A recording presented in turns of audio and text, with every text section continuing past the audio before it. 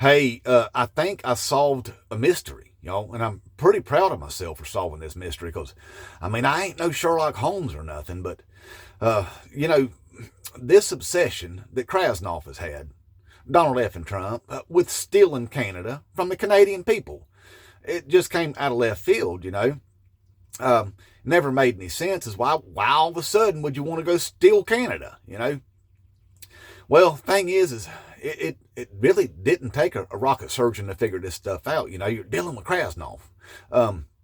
You start putting two and two together, and when you're dealing with him, well, of course, you're going to come up with something like three, maybe five.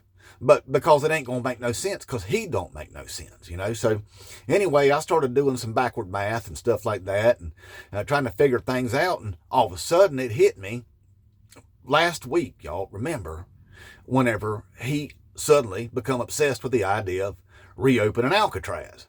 And everybody was like, well, that's a dumb idea. Why would you open up a prison that was shut down in 1963? It's a museum now. It ain't good for nothing. It only held 400 people anyway, and we got plenty of prisons. As a matter of fact, he should be in a few of those right now. Is where he should be.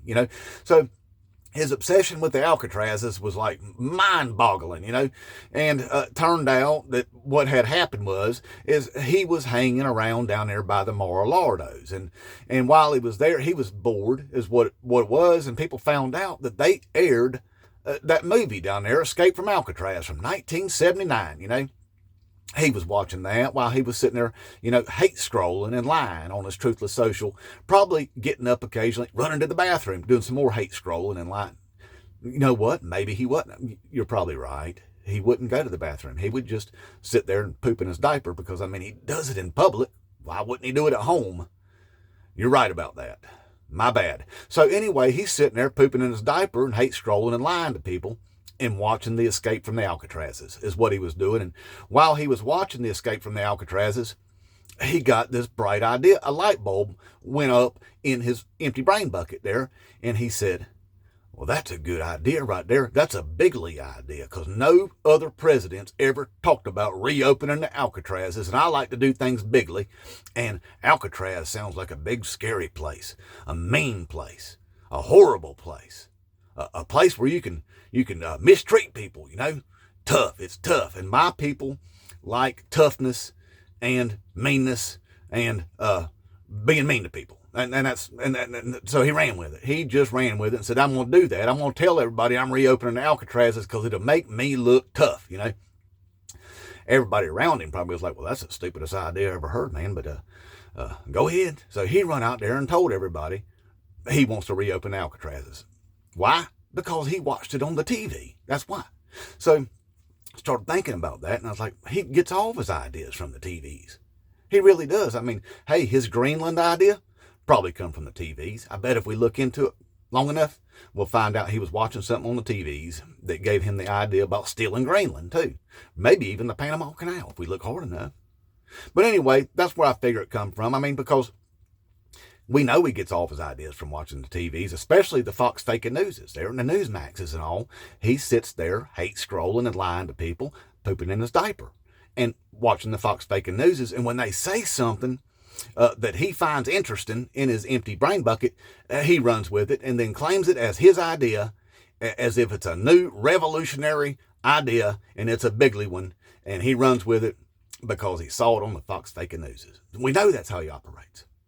So I figured it out. I did a little more thinking, rationalizing, trying to figure all this stuff out, adding my twos and my twos, coming up with the fives and the threes, and I finally figured it out.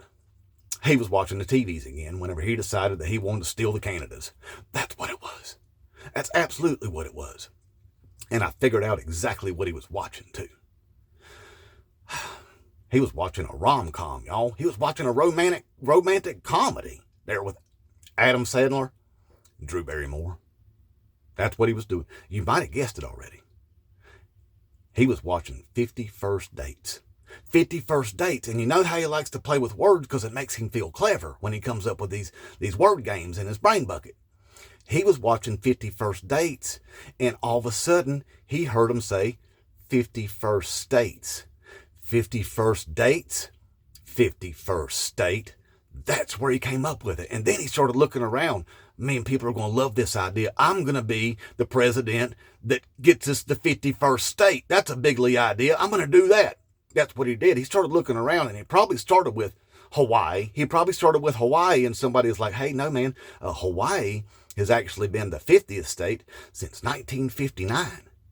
That probably blew his mind right there, because Hawaiians, well, they're not white. But anyway, so he had to scrap that idea. Then he probably looked over closer to home, and he was like, well, that Puerto Rico there, that's a U.S. territory. We could make that a 51st state. And they had to remind him then that Puerto Ricans live in Puerto Rico. And he don't like Puerto Ricans, well, because they got brown skin, So he had to look further, and he's like, well, I need a bunch of white people. Where can I get more white people? Canada. So that's where he come up with Canada. He needed more white people. He also wanted his 51st states because he was watching the 51st date, y'all. And so that's where he come up with it. But the thing is Canada don't want to be the 51st state.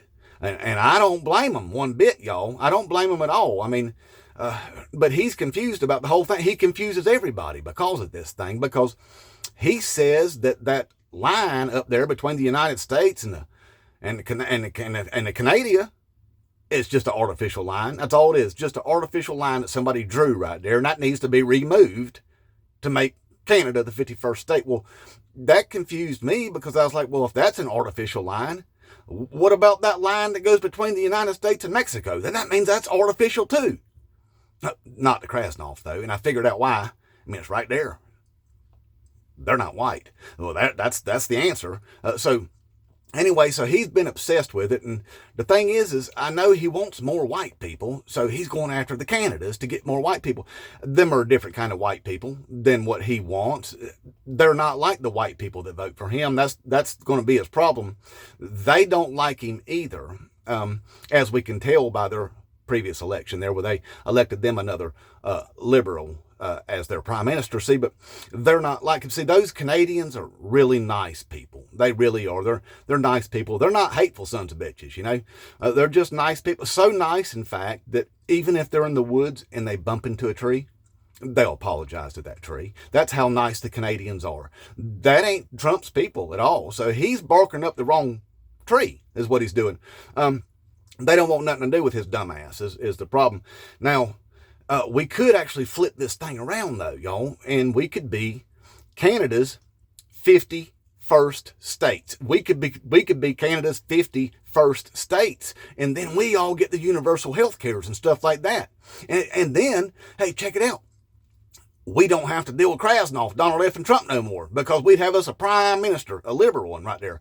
A good one, too, because, if you noticed, whenever he had that meeting there with Krasnov, he talked circles around him. In fact, he talked down to him in a way that Donald F. and Trump didn't even know he's being talked down to. He even agreed with the guy without even knowing that he agreed to him. See, that guy talked to Donald F. and Trump like everybody should, like an invalid, like an escaped mental patient. That's the way he talked to him.